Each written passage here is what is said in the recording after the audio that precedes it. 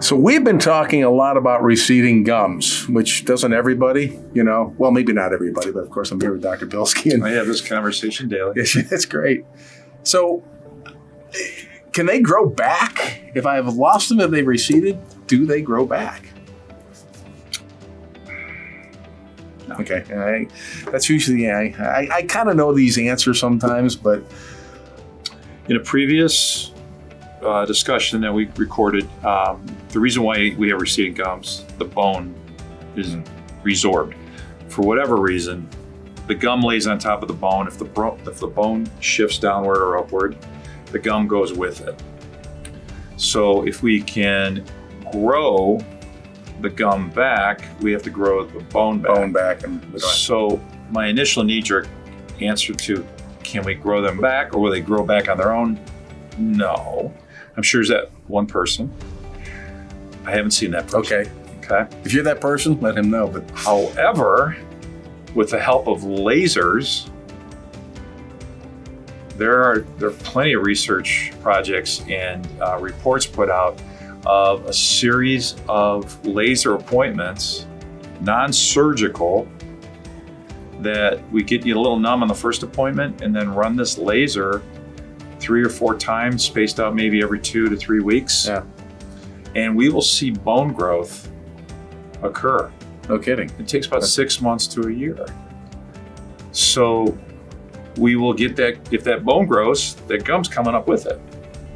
Now, if the bone is growing, but we're not getting some relief with the gum tissue, in other words, growing, then there are procedures for that. We can do, take a little tissue from the roof of your mouth and add that to that area. We can do sometimes what's called a pinhole surgical technique, which is a collagen fill, or we can use a dermal grafting procedure, which is taken from a cadaver, and we stuff it underneath the gum, make this little opening similar to the pinhole technique. Or we can suture it back into place. There are a lot of things that we can do. The cadaver one I would have never imagined, but that sounds really neat. Again, that's a specific what the doctor likes. I like that. Yeah, I think that works well. I've seen quite a few of them. I've done a few of them. We get a decent result. But it's all patient specific and what they're willing to take on. So in the end, no, it won't grow back. The gum, but it's possible. It's about you can actually get that bone a little bigger and then move some through your grafting techniques, make it. Yep. And there's some what's called periodontal soft tissue manipulation or periodontal plastic surgery, but it's surgery. And people might not want that. Exactly. Yeah, and we've talked a lot about this. You guys definitely you do what the patient's going to be comfortable with. And that's great that you are able to offer all these options. So this is my perspective. I'm not a purist. I'm a huge baseball fan. I'm okay with the DH. But if you are a purist, you hate that statement. That's right. Yeah, right. And it's not political. Sure. Too. It's just, and I would like to see it in the National League just to see how that would change. I've got bad news for you. It's all gone. I know. So anyway, back to the purist part of it is, what if you have recession and no one talks about what if you don't do anything? Now, I don't want anybody out there in TV land watching or computer land watching this and saying, Dr. Bilski said, you don't need to do this. Once you have the information given by a licensed professional that is recommending a procedure, and then you ask, well, what if I don't do it? And they give you their perspective, increase in cavity rate, could we have more bone loss, pain, swelling, infection, or if you have minimal recession and you come in that 3 or 4 times a year for your cleanings and you're doing your fluorides, and that's another subject, do you like fluoride or not? Are there desensitizing agents? Can we desensitize with the laser? Yes, yes, yes. Then let's manage it.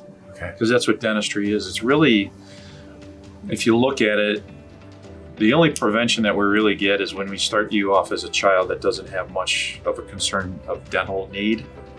And then as we get into our mature lifestyles, whatever that may be, and you get away from us for a little bit, and then you have a problem crop up, then the prevention part is kind of out the door. We have to do treatment, and then we have to get you into management.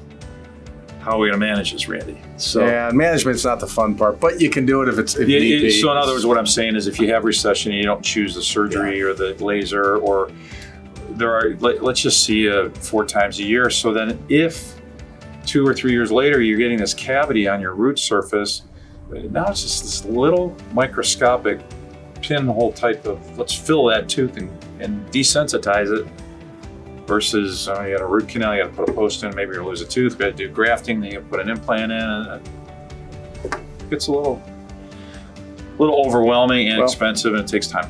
Well, choices is one thing I know you guys offer. You have a lot of experience and skill and everything, and that's good reason to consider Bilski Group. And if you're not at the website right now, you should be. BilskiDental.com. And if they want to set up an appointment, they can do it right there, can't they? That's the best place to do it. You can electronically get a request for an appointment or a request for a call. We have a system on there that you can chat with us too. It's our autopilot. It's real time. Check that out too. I would recommend you engage with that. Just always making things easy. Gives us more information instead of, I want an appointment, click the box, I'll see you at 9 o'clock on Tuesday. Right. I have no idea what you really are interested in. And then we can direct you to our website via the conversation, if that's the case. Yeah. And if you need more information about that, I can pick up at any time and call you, where someone from our office can do that. It's a great technology that we've added. That's really nice. It'll pop up right away as soon as you click on the Bilski. Just one more way, you guys are just taking the pain away from getting a dental appointment. The first step is usually the most scary. Sure Once I hope that when you come in to see us, that you realize that we are just real human beings. We're reasonable, realistic. We can be purists if we want to, and then we can also back down and meet your expectations or your goals. That's really what we're trying to do. Well, thanks a lot for sharing, Dr. Bilski. You're welcome. Thank you.